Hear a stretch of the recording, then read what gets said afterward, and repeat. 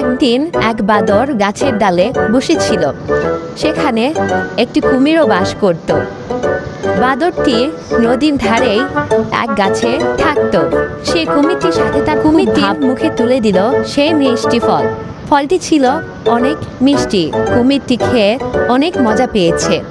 কুমিরটি তা ভাবলো, যদি ফলে এত মিষ্টি হয় তাহলে তো তার মনও অনেক মিষ্টি হবে। তার কলিজা খাওয়ার জন্য সে তাকে পিঠে করে নিয়ে গেল আর বলল, মাঝ রাস্তায় আমি তোমার কলিজা খাবো।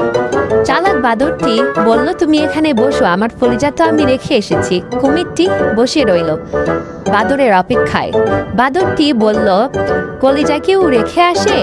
তোমাকে আমি বোকা বানিয়েছি। বোকা কুমির, তুমি কিভাবে ভাবলে তুমি এই কথা বলার পরে আমি তোমার সাথে যাব? তুমি অনেক বোকা কুমির। কিন্তু আপনারা এখনো এই চালাক বাদর এবং বোকা কুমিরের জন্য লাইক এবং সাবস্ক্রাইব কিছুই করেননি। তাড়াতাড়ি লাইক এবং সাবস্ক্রাইব করে আমাদের চ্যানেলটির পাশে থাকুন। ধন্যবাদ।